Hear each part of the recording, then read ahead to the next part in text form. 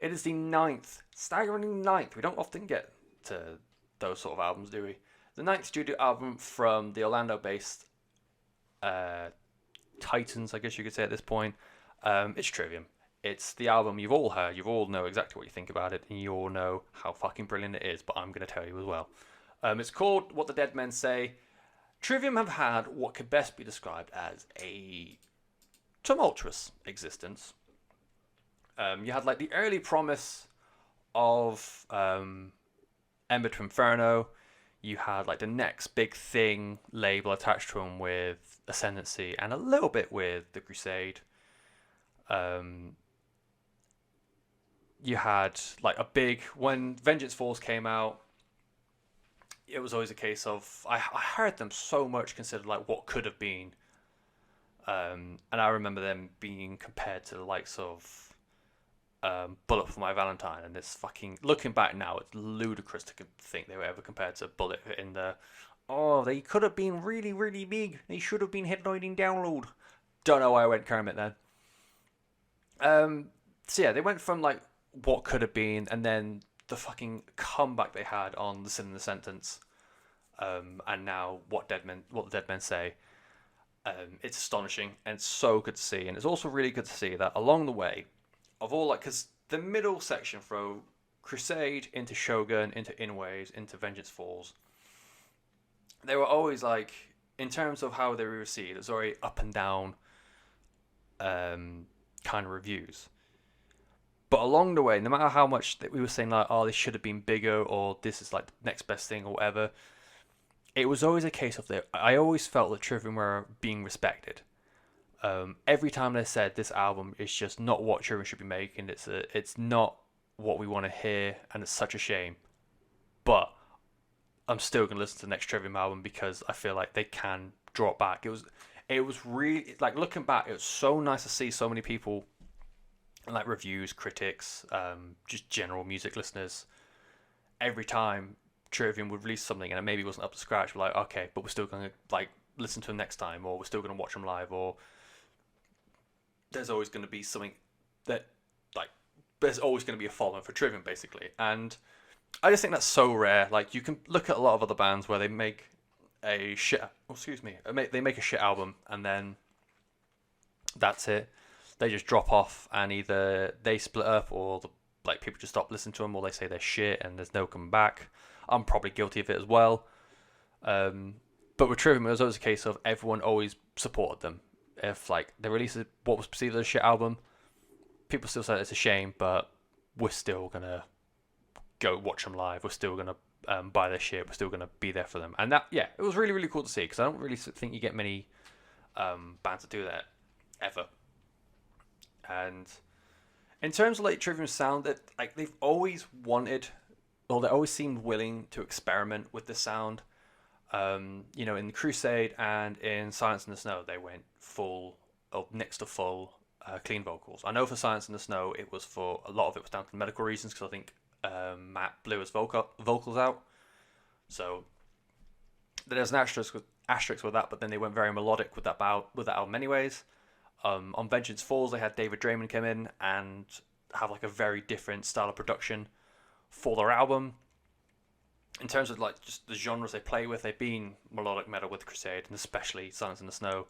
They went very metalcore in From Ember to Inferno, Ascendancy, and I think In Waves as well. I'm going to throw that in there. Then they went very thrash on Shogun and The Sin and the Sentence. I think there's like a prog element in both of them as well. The Melodeath in The Sin and the Sentence as well.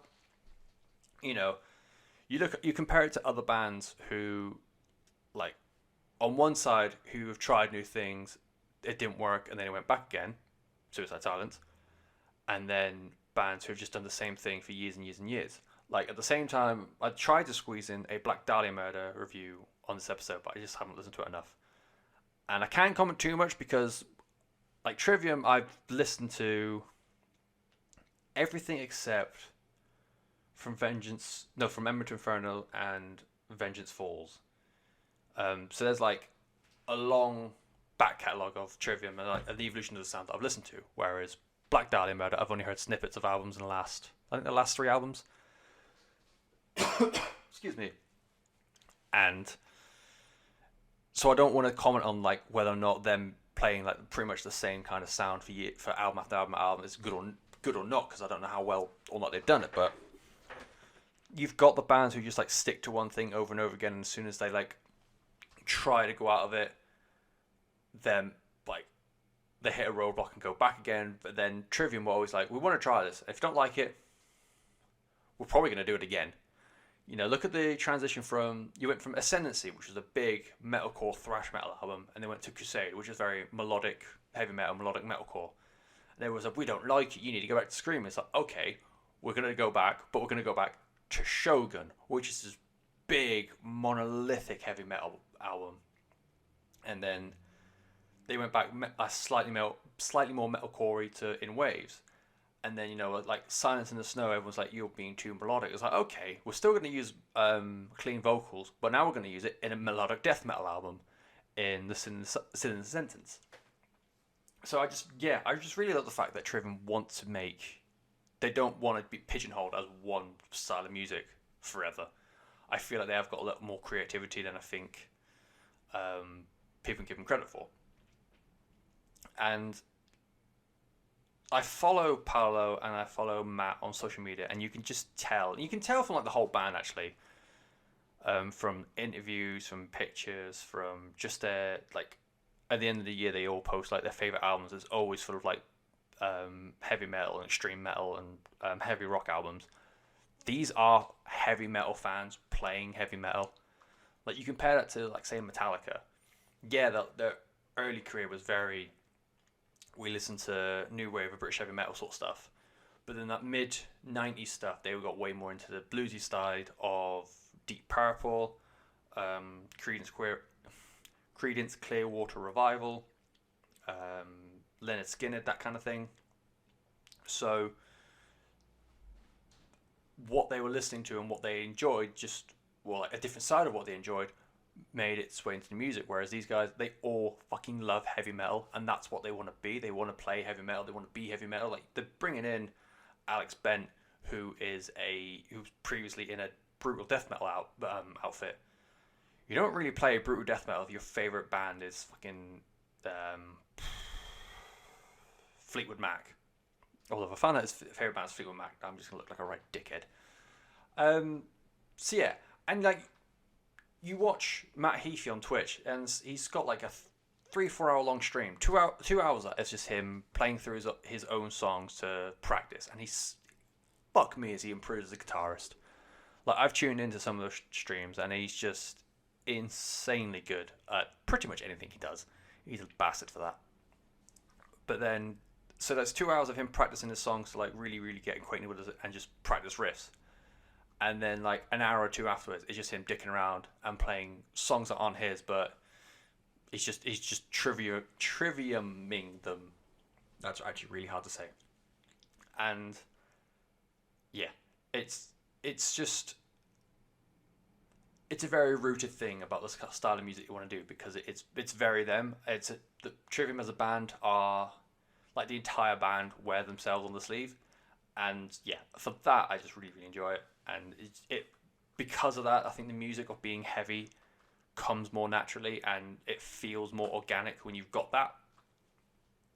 So yeah, in terms of the music itself, for what the Dead Men Say, the big draw for me from the Sin in the Sentence was this huge melodic death metal influence, and a lot of that came from Alex, as I said a minute ago. You've got bits on like the pre-chorus and chorus on The Ones We Leave Behind, pretty much the entire of the Defiant and Amongst the Shadows and Stones. Amongst the Shadows, the way that sounds like bloody go, blah, blah, blah, blah, blah, blah, up in your grill. It's fucking insane. And it's such an intense way to open a song. That's like, what, track 4 or something? And the union Alex has in his drum rolls with, like, to work with Paolo to make such a cool rhythm section, to then work with Matt and Corey for the riffs and how to make them sound like crunchier and faster and better.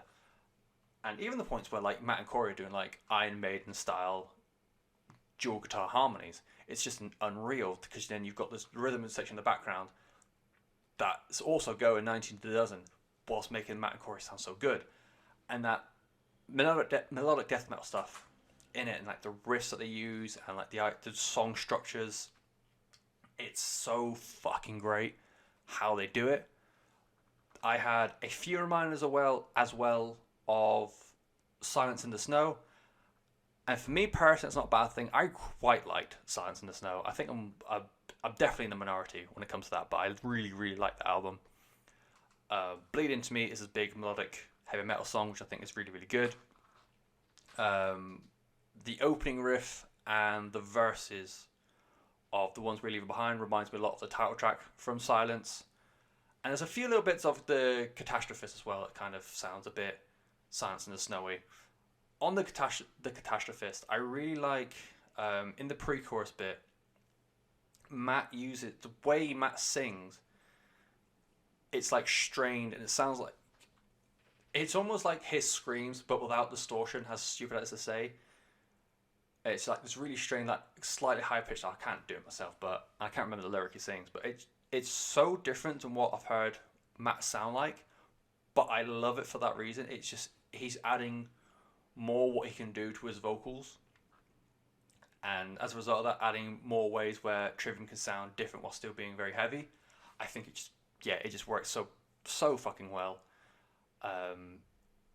And it's the first time in a long time I've really noticed like the backing vocals on a Trivium record, and backing screams to Bending the Arc to Fear and to Defiant, those cleans on the back of What the Dead Men Say. I think Paolo and Corey backing up Matt to make him sound brilliant, but to also add that extra drama, that finesse to the band's sound. It makes a very organic sounding wall of sound to the music, and just makes the band and the band's sound even bigger than it already is. And yeah, I just couldn't, after a while, it's one of those things, but when you notice it once, you notice it over and over and over again for each subsequent song, and then when you restart the album, you hear, oh shit, I missed it on this song and this song and this song. Yeah, I feel like everyone on the album just is doing such a brilliant job and such a solid job. Yeah, it's fucking phenomenal, this record. It's so good. And for me, I've heard for years like who or like what bands or what artists are going to be the ones to take over from Metallica, from Iron Maiden, from Judas Priest, and from all these long-standing heavy metal acts, which we still book in the big slots for festivals, which we still rely on to year on year to produce the big albums. If the first answer to who should take over from headlining Download, or who should take over from headlining Bloodstock, or like who should, when you say to people, oh, I've got a friend who wants to get into heavy metal but modern, what should we give them? If your first answer to like take over from like those big bands isn't Trivium, I just don't know what's going on. I know there's a big argument for Ghost as well, Fairfax, but if you want just proper, like, Ghost has got their own shit going on, but just for me, my opinion, just proper heavy metal, for like a defining kind of heavy metal, like Metallica, I feel like when you say heavy metal, they are the go-to. I know there's like bands that came beforehand, and there's always the argument between Maiden and Metallica. For me, I'm a Metallica guy. When you say heavy metal, for me, I'd go Metallica. And I feel like for the future, when like next generation saying like, I want to get to heavy metal, they say, okay, Trivium. I think Trivium should be the next legacy band for the genre and for the scene in general. I just think they are a really good representative. They know heavy metal. They understand heavy metal. And they're just a couple of really cool dudes. And they like shitting on Trapped, which apparently is a thing now. So, you know, people are pretty much on board with shitting on Trapped right now. So, good for them.